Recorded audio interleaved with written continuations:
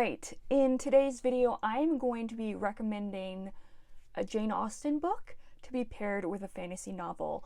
So if you've read the Jane Austen book and you are looking for a fantasy novel to read, or you are a seasoned fantasy reader and or you've read the recommended fantasy book, I would recommend you give the Jane Austen novel a try. And with that said, let's go ahead and get started. So my recommendations are going to be for Jane Austen's 6 major novels. So let's go ahead and go in order of publication date of Austen's novels. The first novel that Jane Austen published was Sense and Sensibility. Sense and Sensibility is a novel that follows 2 sisters as they navigate society and various romantic relationships after they are brought down a peg or two in regards to financial stability and livelihood after their father dies. And the 2 sisters represent the titular Sense and Sensibility in that one is very rational and kind of stoic in a way, and the other one is very emotionally driven and sentimental and romantic in the big R sense of the word. The fantasy novel that I would recommend for Sense and Sensibility is Jonathan Strange and Mr. Norrell by Susanna Clarke. And the reason that I'm recommending Jonathan Strange and Mr. Norrell is because there's this aspect of 2 seemingly opposing figures that are really kind of fighting for the same thing. So Jonathan Strange and Mr. Norrell follows the titular characters as they are magicians who are practical and theoretical magicians respectively.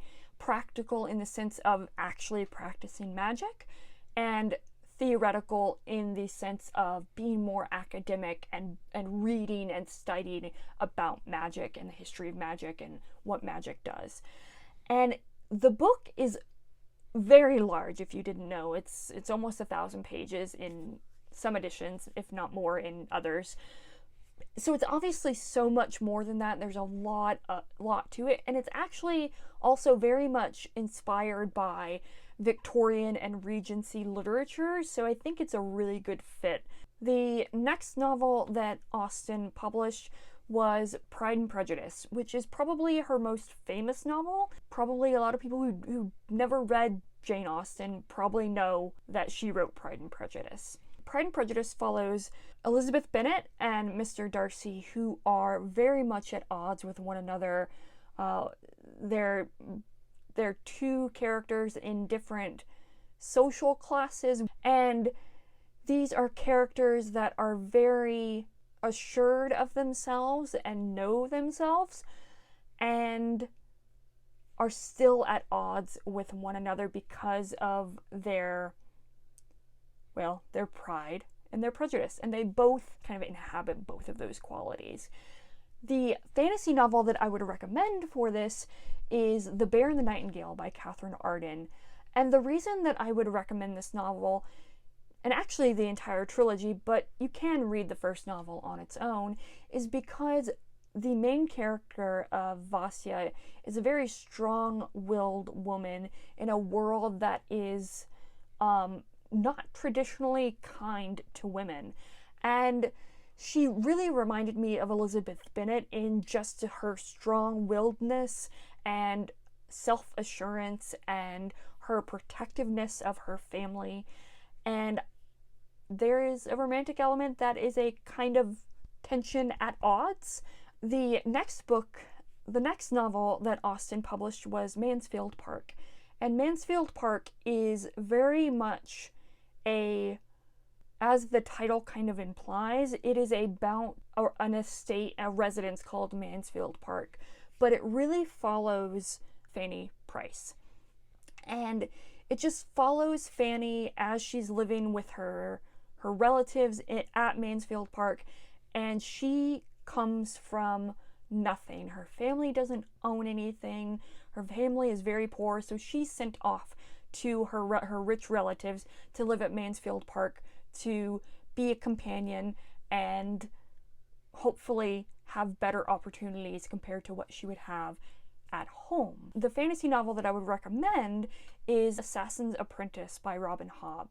And the reason that I would recommend Assassin's Apprentice is because, very similar to Fanny Price, the main character of Fitz is a bastard child who is sent to live in the king's residence because it is discovered that he is a bastard of the prince.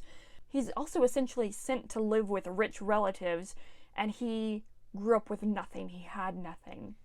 And on top of that, both Fitz and Fanny Price are these characters that are incredibly depressing in every sense of the word.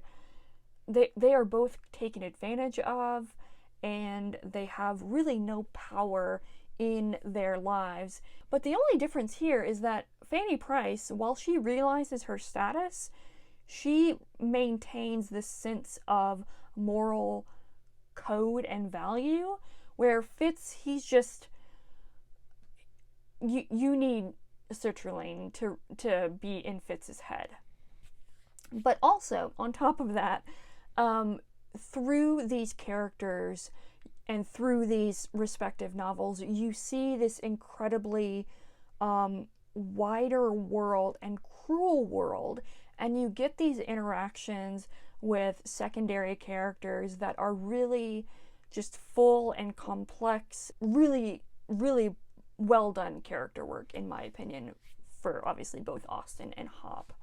Alright, the next novel that Austen published was Emma, and this follows the titular character, Emma Woodhouse, who is a very, very rich 21-year-old woman. When I first read Emma, I really didn't like Emma. I liked the novel, but it was my least favorite Austen novel because I did not like Emma. I thought she was annoying. I thought she was arrogant. I thought she was just a brat, a rich, spoiled brat. I'm actually in the midst of my first reread of it, and I'm really enjoying her a lot more. With that said, the fantasy novel that I would recommend is Senlin Ascends by Josiah Bancroft. And the reason that I recommend Senlin Ascends is because while I loved Senlin Ascends and I loved Thomas Senlin as the main character, I've seen a lot of critique and a lot of reviews that people really don't like Thomas Senlin. If you give Senlin Ascends a shot, or even a second shot, keeping in mind that he may not be a likable character, I think you should really give it a try, and I think it's a good fit for Emma. Editing me here, I forgot entirely to explain what Senlin Ascends is about. Senlin Ascends is about a man who visits the Tower of Babel with his newlywed wife, and before they even get into the tower, he loses her. And so he goes on this quest to, well, ascend the tower and try and find his wife. And he's very much a bookish, very much a rule following. He has a black and white look at life in regards to how things should be. And he's very studious, and yeah, and he's kind of also a idiot sometimes, maybe a lot of the times, but he did grow on me. And then by the end of the series, it's a 4-book series, his character arc and the way that he was portrayed made me kind of rethink Senlin from the beginning. I'm really excited to read the series again with the context of the entire series. The next novel that Austen published, because it was published posthumously right after she died, was Northanger Abbey. Northanger Abbey is a novel that was technically written earlier. It's one of her first written novels, but it was one of the last published. It is a novel that is just an homage, but also a satire of the very popular Gothic novels of the late 18th century, early 19th century in Britain, with it being a satire and an homage to Gothic literature. Austen is very self-aware within the novel. It follows a young woman as she is obsessed with Gothic novels and is really looking for an adventure of a Gothic novel in real life. She winds up going to the titular Northanger Abbey, albeit halfway through the novel, and things ensue. So the fantasy novel that I would recommend for this is The Princess Bride by William Goldman. And the reason that I would recommend this as a good pairing to Northanger Abbey is that The Princess Bride is really kind of a also satire homage to fantasy, the fantasy genre, fantasy novels.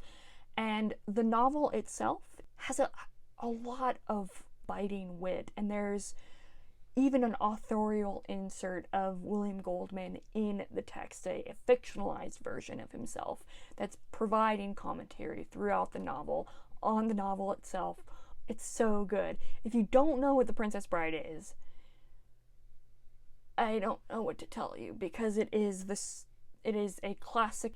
The last Jane Austen novel is my favorite Jane Austen novel, and also my favorite novel of all time, and that is Persuasion. Persuasion is the story of Anne Elliot, who is a woman, an older woman in a Regency society that had prospects and was convinced to let them go, to break off an engagement when she was younger, and her previously betrothed is brought back into her life 8 years later, and it just follows them as they are brought back into each other's lives.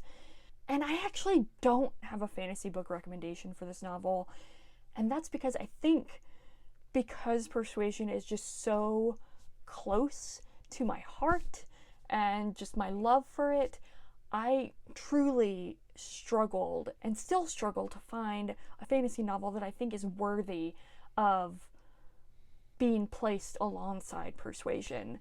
You could, I suppose, use The Bear and the Nightingale as well, since The Bear and the Nightingale is also one of my favorite novels of all time, but I wanted to have different recommendations. So if you have read Persuasion and you actually have a recommendation for me, please let me know in the comments. I would love to get some recommendations. If you have any other recommendations for any of the other Austen novels, definitely let me know. And yeah, so that's really it. Hopefully these recommendations work.